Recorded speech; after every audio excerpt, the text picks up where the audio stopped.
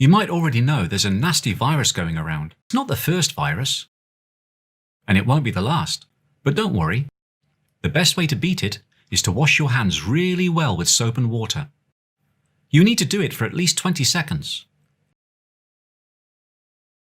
While you wash your hands, you can either count to 20 or you can sing this song. Wash your hands, scrub them clean, that's how you beat COVID-19. For 20 seconds if you try, all those nasty germs will die. So wash your hands and scrub them clean, and you can beat COVID-19. Soap and water's the best way to wash those wicked germs away.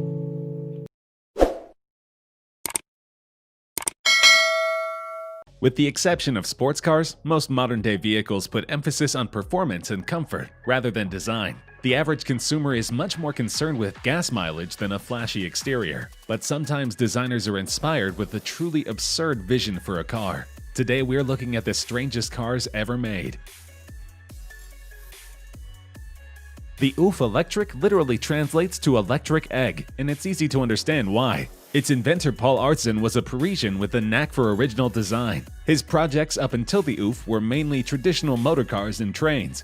Built in 1942, the electric egg was created at the height of World War II. At this point, Germany had already invaded France. Paris was occupied by the Nazis, and the roads were filled with military vehicles. Fuel shortages meant that horse and carts were needed to deliver goods, so it was a dark time for the automotive industry in France. That's where Artson came in. He had already experimented with electric cars and decided to design a car that could be driven without traditional fuel. With a 60-mile range and a 37 miles per hour top speed, the Egg was the ultimate urban vehicle for occupied France. The OOF Electric was decades ahead of its time, proving that electricity could be used effectively in cars. Now it bears a close resemblance to a smart car, though it was produced many years before its lookalike.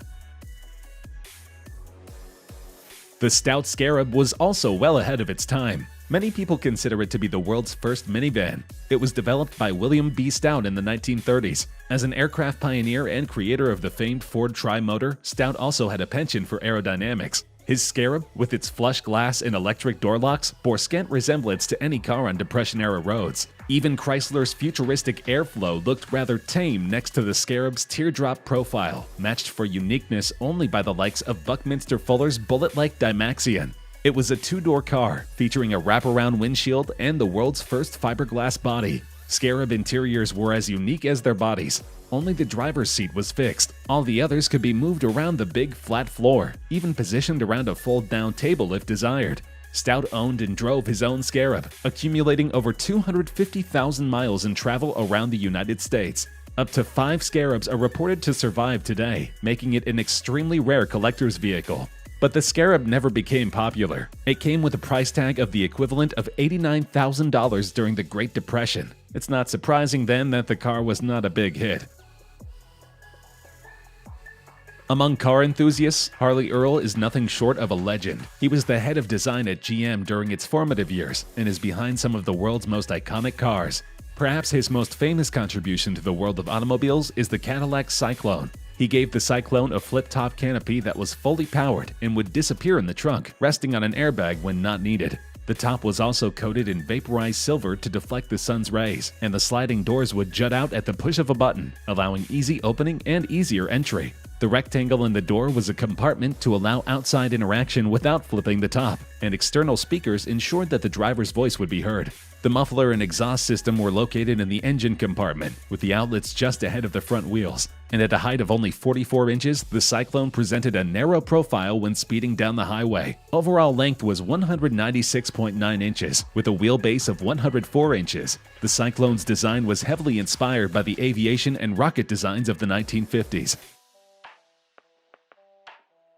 The Firebird is another gift from legendary GM designer Harley Earl. It closely resembles a rocket ship and was meant to perform like one too. The Firebird was the first gas turbine automobile ever to be built and tested in the United States. Designed strictly as an engineering and styling exercise, Firebird 1 was intended to determine whether the gas turbine could be used as an efficient and economical power plant for future vehicles. But long before Pontiac borrowed the name for their classic muscle car, the Firebird was adopted as a race car. At first, only one person was qualified to drive the car, and he tested it up to 100 miles per hour. But upon shifting into second gear, the tires lost traction under extreme engine torque, and he immediately slowed down for fear of crashing. Race car driver Maury Rose later test drove the car at the Indianapolis Speedway. He eventually won the Indy 500 3 times. Fittingly, a miniature version of the Firebird 1 crowns the Harley J. Earl Trophy, given to the winner of the Daytona 500. In the coming years, GM developed both a Firebird 2 and a Firebird 3 before ceasing production.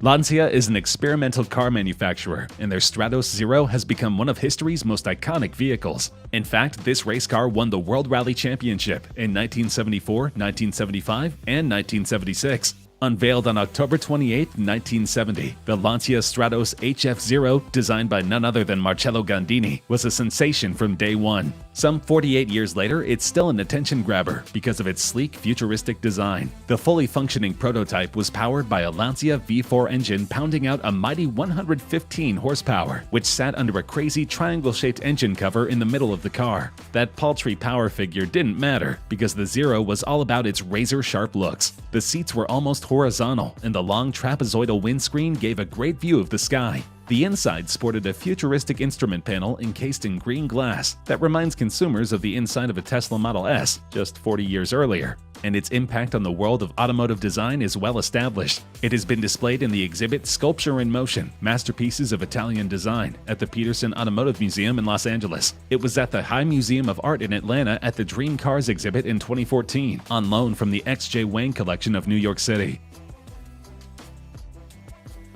These quirky cars stand out from the rest on the list. The grass car is not one specific model, but rather a bizarre trend that swept across the world. For a period, it was popular to coat your personal car in AstroTurf or even real living grass. Some say that it was designed for consumers who wanted to be as sustainable as possible. If you were to take the words green and environmental to a literal conclusion, you might end up with something that looks pretty similar to this AstroTurf-covered car. Of course, environmentalists are quick to point out that AstroTurf does not remove carbon from the atmosphere, and living grass does so in extremely small quantities, not nearly enough to counteract the process of driving a gas-powered vehicle. However, the trend makes for some pretty funny-looking cars. Another hypothesis is that the turf works as sort of insulation, keeping the cars cold in summer and warm in winter, though this has not been confirmed. Despite the absurd nature of this trend, it has proven popular over numerous models of cars. While most mechanics don't recommend affixing a football field to the exterior of your car, that hasn't stopped a number of eccentric individuals. The Sun Racer was a solar-powered race car designed to compete in the world's first race featuring solar-powered cars. This race is now called the World Solar Challenge. The Sun Racer, a joint collaboration between General Motors, AeroVironment, and Hughes Aircraft, won the first race in 1987 by a huge margin. And bear in mind that this wasn't a simple drag race. The team was entering a 1,864-mile solar car race across Australia. The team combined lightweight materials, solar power technology, and cutting-edge power management systems to create this energy-efficient speedster. Sun Racer's photovoltaic solar cells converted the sun's radiation into electricity to power its motor and charge the battery. The tubular aluminum body frame weighs an incredible 14 pounds, and total weight is just 390 pounds. Sun Racer could achieve speeds up to 70 miles per hour and won the race hands down. The Sun Racer led directly to the creation of the GM Impact, an electric-powered car, also designed by AeroVironment with help from both GM and Hughes. In turn, the GM Impact led to the EV1, which was leased to customers for a few years in the late 1990s before being retired and scrapped. Although the Sun Racer was never commercially available, it was clearly ahead of its time. It was built more as an engineering novelty, but now all of the world's largest automakers are rushing into the world of electric vehicles, hoping to make the most efficient car.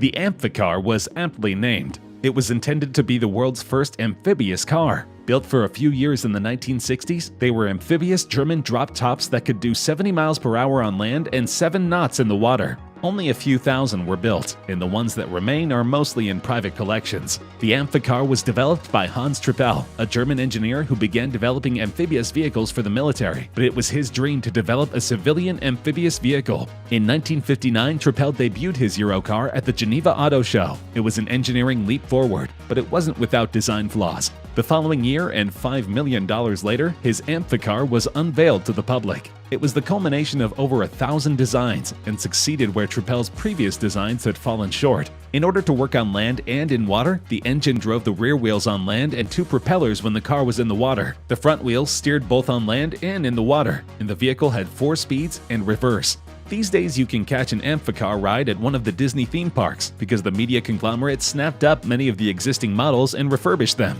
It remains one of the most elusive collector's vehicles in the world. President Lyndon B. Johnson was known as an owner of an amphicar. Johnson, an infamous practical joker, was said to enjoy frightening visitors at his Johnson City, Texas ranch by driving them downhill in his amphicar directly into his property's lake, all the while shouting that he had malfunctioning brakes. This is the most contemporary vehicle on the list. The Gina Light was a fabric-skinned, shape-shifting sports car concept built by BMW. Construction began in 2001, with the finished car released in 2008. Though the Gina never caught on, it was truly a feat of engineering. What makes Gina Light concepts special are the surfaces covering the aluminum wire chassis. The flexible, stretchable, water-resistant, translucent, man-made fabric skin, called polyurethane-coated spandex, is resilient and durable. It resists high or low temperatures, does not swell or shrink, and the movement does not slacken or damage the fabric. The body changes its shape according to exterior conditions and speeds, and it also allows the driver to change its shape at will. The shape of the frame is controlled by electric and hydraulic actuators. For example, the headlights are revealed when small motors pull the fabric back in an eyelid-like fashion. The car has been lampooned in the auto community for its absurd design and fabric exterior, though it is unquestionably a singular vehicle. Whether it is a joke or a masterpiece lies in the eyes of the beholder.